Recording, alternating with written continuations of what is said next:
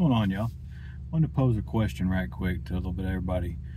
I'm gonna go ahead and tag all you motherfuckers in this. So everybody, I say your name. I would like to hear back from all this because I've been kind of out of the loop. So my way of forcing my way back in, I guess. But we always talk about preparedness and being ready for when things happen.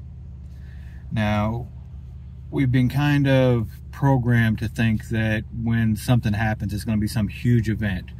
And a lot of people have kind of started to come to more of the realization it's the frog in the pot scenario for the most part. But the other thing I want to pose the idea here on is that even when it goes down, what's going to happen?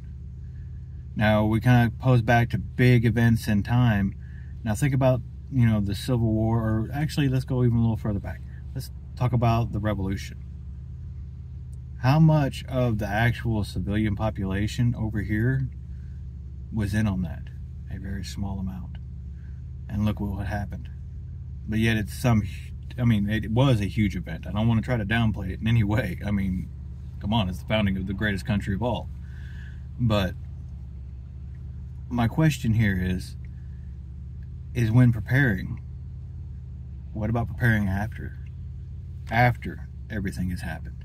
After, whatever is going to happen finally does. Because the programming in there of everything's just going to end. But now if we look back at like World War II, almost everybody had a bunker of some kind. I mean, some kind of fallout shelter. The kids were taught to, hide under their desks and tuck their head and all that for whatever it might have done. But the thing in that is they were still more prepared as a nation and had it drilled into their head that when that bomb drops, or that whatever happens, it's going to be the bomb that drops. And how many years ago was that? We're still around. So what about the people that thought a little further ahead back then? About, okay, yes, we need to be prepared about everything that happens. We need to be ready for when it hits the fan. But what do we do about after that? Think back to when they took us off the gold standard. How many people said, F you, and kept a hold of their stuff?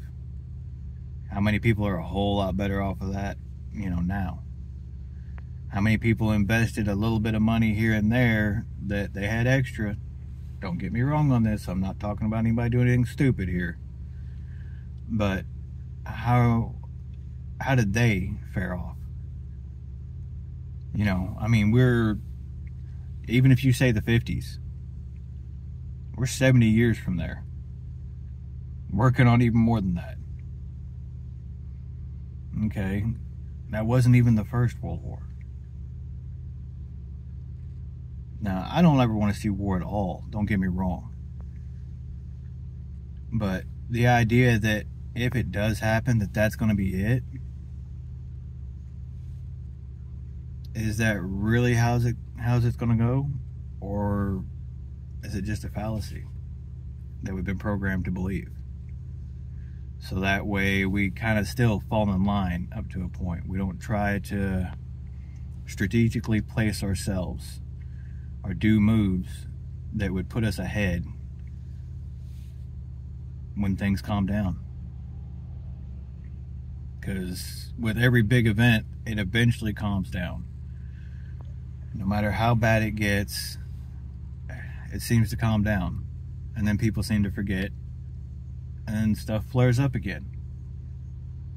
So that's my question. So I'm going to pose it here to Hutch, Backwoods, Tribe, Native, Pilgrim. Let's see here. Who else can I tag in this one? Well, I think I'm all... Oh, I can't forget the fam. Just Josh. Yeah, I can't forget about you, bub. But there we go, guys. I'm going to take the time to make sure to tag every one of y'all on this. And there's a question. How would you all prepare for after? Okay, we're preparing for it to be it.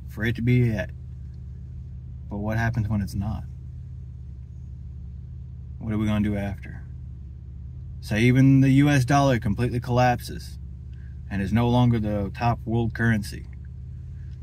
People also forget, up until World War II, the US was not the world currency. Great Britain was. They're still around. They may not be doing the greatest, but they're still around. So there's my question. What are y'all doing for after? Catch you around.